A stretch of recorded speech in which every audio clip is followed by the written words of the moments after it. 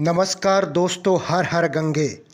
मैं पीताम्बर आप सभी का स्वागत करता हूं हमारे YouTube चैनल प्रियम धार्मिक वीडियो में। दोस्तों, आज हम बात करने वाले हैं गंगा दशहरा की। दोस्तों, आप सभी से अनुरोध हो कि वीडियो को लाइक कीजिएगा, शेयर कीजिएगा और कमेंट बॉक्स में हर हर गंगे जरूर लिखिएगा। तो दोस्तों, शुरू करते हैं।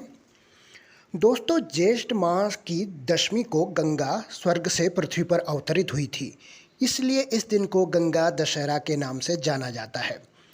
मान्यता है कि गंगा दशहरा पर ब्रह्म मुहूर्त में गंगा स्नान से व्यक्ति के 3 दैहिक, 4 वाणी के द्वारा किए गए पाप और 3 मानसिक पाप नष्ट हो जाते हैं। तो आइए जानते हैं इसके पीछे की क्या पौराणिक कथा है। दोस्तों, इक्ष्वाकु वंश में सगर नामक एक बहुत ही प्रतापी राजा हुए। उनके वैदर्भी और शैव्या नामक 2 रानियां थीं। राजा सगर ने कैलाश पर्वत पर दोनों रानियों के साथ जाकर शंकर भगवान की घोर आराधना की। उनकी तपस्या से प्रसन्न होकर भगवान शंकर ने उनसे कहा कि हे राजन, तुमने पुत्र प्राप्ति की कामना के लिए मेरी आराधना की है, अतः मैं वरदान देता हूँ कि तुम्हारी एक रानी से 60,000 पुत्र होंगे, किंतु दूसरी रानी से तुम्हारा वंश चलाने वाला एक ही संतान होगा। इतना कहकर शंकर भगवान अंतर्ध्यान हो गए। समय बीतने पर शैव्या ने असमंज नामक एक अत्यंत रूपवान पुत्र को जन्म दिया और वैदर्भी के गर्भ से एक तुम्बी उत्पन्न हुई, जिसे फोड़ने पर 60,000 पुत्र निकले। कालचक्र बीतता गया और असमंज का अंशुमान नामक पुत्र उत्पन्न हुआ। असमंज अत्यंत दुष्ट प्रकृति का था, इसलिए राजा सगर ने उसे अपने देश से निष्कासित कर दिया। फिर एक बार राजा सगर ने अश्वमेध यज्ञ करने की दीक्षा ली। अश्वमेध यज्ञ का श्यामकर्ण घोड़ा छोड़ दिया गया और उसके पीछे पीछे राजा सगर के 60,000 पुत्र अपनी विशाल सेना के साथ चलने लगे। सगर के इस अश्वमेध यज्ञ से भयभीत होकर देवराज इंद्र ने अवसर पाकर उस घोड़े को चुरा लिया और उसे ले जाकर कपिल मुनि के आश्रम में बांध दिया। उस समय कपिल मुनि ध्यान में लीन थे, अतः उन्हें इस बात का पता ही न चला। इधर सगर के 60,000 पुत्रों ने घोड़े को पृथ्वी के हर एक स्थान पर ढूंढा, किंतु उसका पता न लग सका। वे घोड़े को खोजते हुए पृथ्वी को खोदकर पाताल लोक तक पहुंच गए, जहां अपने आश्रम में कपिल मुनि तपस्या कर रहे थे और वहीं पर वह घोड़ा बंधा हुआ था। सगर के पुत्रों ने यह समझ लिया कि घोड़े को कपिल मुनि ही चुरा कर लाए हैं, अतः उन्होंने कपिल मुनि को कटु वचन सुनाना आरंभ कर दिया। अपने निरादर से कुपित होकर कपिल मुनि ने राजा सगर के 60,000 पुत्रों को अपनी क्रोधाग्नि में भस्म कर दिया। जब सगर को नारद मुनि के द्वारा अपने 60,000 पुत्रों के भस्म हो जाने का समाचार मिला, तो वे अपने पौत्र अंशुमान को बुलाकर बोले, बेटा, मेरे 60,000 पुत्रों को मेरे कारण कपिल मुनि की क्रोधाग्नि में भस्म हो जाना पड़ा। अब तुम कपिल मुनि के आश्रम में जाकर उनसे क्षमा प्रार्थना करके उस घोड़े को ले आओ। अंशुमान कपिल मुनि के आश्रम में जा पहुँचे। वहाँ पहुँचकर उन्होंने अपनी प्रार्थना एवं मृदु व्यवहार से कपिल मुनि को प्रसन्न कर लिया। कपिल मुनि ने प्रसन्न होकर उनसे वर मांगने को कहा।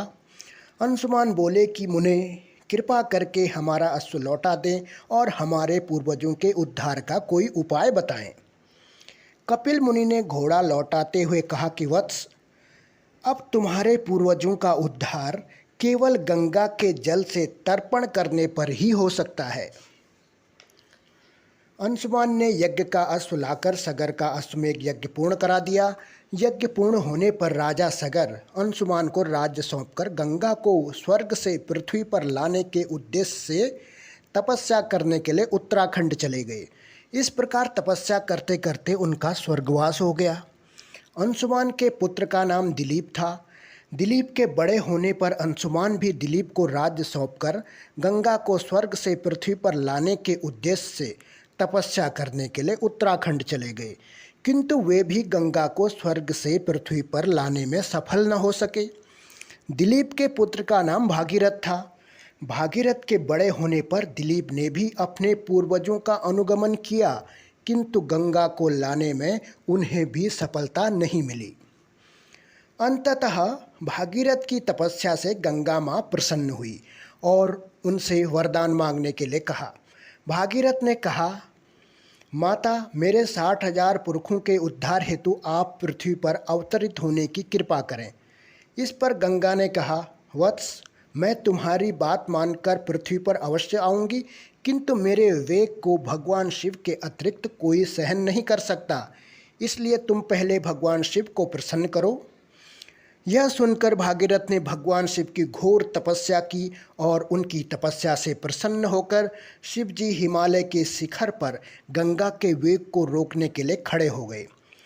गंगा जी स्वर्ग से सीधे शिव की जटाओं पर जा गिरी। इसके बाद भागीरथ गंगा जी को अपने पीछे पीछे अपने पूर्वजों की अस्थियों तक ले आए, जिससे उनका उद्धार हो गया।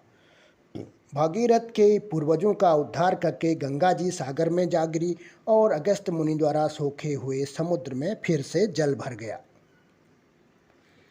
तो दोस्तों, अब जान लेते हैं गंगा दशहरा का महत्व क्या है। गंगा दशहरा के महत्व की गाथा अनंत है। ऐसा कहा जाता है कि गंगा में एक डुबकी लगाने के बाद आपका मन स्पष्ट और शांत हो जाता है, और आजकल की तेज रफ्तार जीवन में यह आवश्यक हो चुका है। अधिकांश तीर्थयात्री हमेशा इस भावना को घर वापस ले आते हैं। हिंदुओं की पवित्र नदी गंगा भारतीयों के लिए एक विशेष स्थान रखती है। गंगा को भारत में सबसे पवित्र और निर्मल नदी माना गया है। इस नदी की पूजा इस विश्वास के साथ की जाती है कि देवी गंगा मानव जाति के सभी पापों को धो सकती है। दशहरा नाम 10 से आता है, जिसका अर्थ है 10 और हारा, जो हार को जीतता है। इस प्रकार यह माना जाता है कि इस दिन गंगा में स्नान, अन्न वस्त्र आदि का दान, जप तप, उपासना और उपवास किया जाए तो 10 प्रकार के पाप, 3 प्रकार के कायिक, 4 प्रकार के वाचिक और 3 प्रकार के मानसिक पापों से मुक्ति मिलती है। गंगा दशहरा भारत के प्रमुख घाटों जैसे वाराणसी, इलाहाबाद, गढ़मुक्तेश्वर, प्रयाग, हरिद्वार और ऋषिकेश में मनाया जाता है। सैकड़ों और हजारों तीर्थयात्रियों के बीच पुजारी देवी गंगा की आरती करते हैं, सभी सुनते हैं और गंगा मैया की जय जयकार करते हैं। दोस्तों, अब जान लेते हैं गंगा दशहरा के पूजा विधि क्या है। गंगा दशहरा के दिन गंगा में स्नान करना चाहिए। स्नान करते वक्त ओम नमः शिवाय, नारायणे दशहराय, गंगाय नमः जाप करना चाहिए। इसके बाद हवन में भाग लें। हवन में भाग लेते वक्त ओम नमः शिवाय, नारायणे दशहराय, गंगाय स्वाहा का जाप जरूर करें। तत्पश्चात ओम नमो भगवती ऐं ह्रीं श्रीं हिली हिली मिली मिली गंगे मां पावय पावय स्वाहा करते हुए मंत्र से 5 मिठाई और फूल चढ़ा करके गंगा को भूतल पर लाने वाले भागीरथ का और जहाँ से वे आई हैं उस हिमालय का नाम मंत्र से पूजन करें। इसके बाद फिर 10 फल, 10 दीपक और 10 सेर तिल को लेते हुए इनका गंगाय नमः का उच्चारण करते हुए दान करें। साथ ही पिंड जल में घी मिले हुए सत्तू और गुड़ डालें। इसके अतिरिक्त 10 सेर तिल, 10 सेर जौ, 10 सेर गेहूँ, 10 ब्राह्मण को दान करें।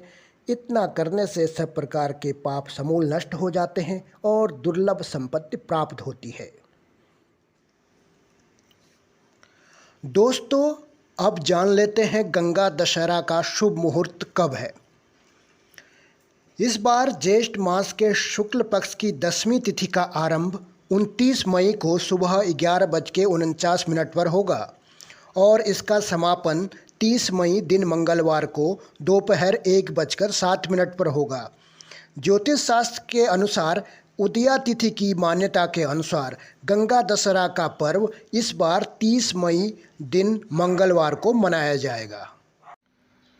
दोस्तों, उत्तराखंड में इस त्योहार का अपना एक अलग ही लोक सांस्कृतिक महत्व है, क्योंकि गंगा का अवतरण इसी क्षेत्र में हुआ था। इस दिन घरों में द्वारपत्र लगाने की परंपरा को अत्यंत शुभ माना जाता है। मान्यता है कि द्वारपत्र लगाने से घर में विनाशकारी शक्तियां प्रवेश नहीं करती हैं और वज्रपात, बिजली गिरने जैसी घटनाओं का भय नहीं रहता है। साथ ही घर के प्रवेश द्वार में द्वारपत्र लगाने से नकारात्मक ऊर्जा का घर में प्रवेश निषेध हो जाता है और घर में सुख, समृद्धि और शांति बनी रहती है।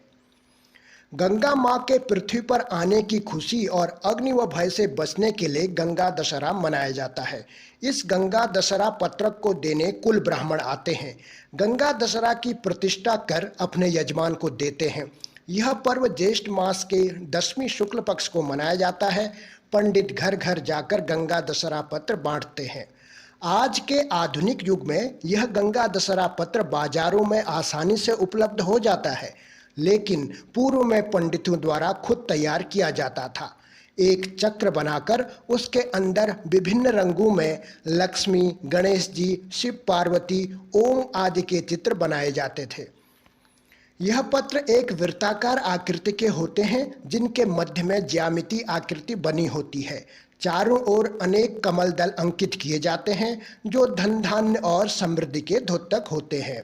इसी के साथ बाहर की ओर वृत्ताकार शैली में संस्कृत में व्रज निवारक 5 ऋषियों के नाम पर मंत्र लिखा जाता है, जो मंत्र इस प्रकार है। अगस्त्यश्च पुलस्त्यश्च वैशंपायन एव च जैमिनिश्च सुमंतश्च पंचते व्रजवारका मुने कल्याण मित्रश्च जैमिनेस्त्रान कीर्तिनाथ विद्युत अग्नि भयम नास्ति लिखिते च ग्रहमंडले यत्रानुपाय भगवान दध्याते हरिरीश्वरः भंगो भवति ब्रजस्य तत्र शूलस्य का कथा। तो दोस्तों, ये थी आज की वीडियो। आशा करता हूँ आप लोगों को पसंद आई होगी। दोस्तों, चैनल को सब्सक्राइब जरूर कीजिए और इस वीडियो को अपने सभी दोस्तों व रिश्तेदारों को अवश्य शेयर कीजिए, क्योंकि दोस्तों आपको पता ही है, अच्छी बातें सभी तक पहुंचनी चाहिए। मिलते हैं अगले वीडियो में, तब तक के लिए हर हर गंगे।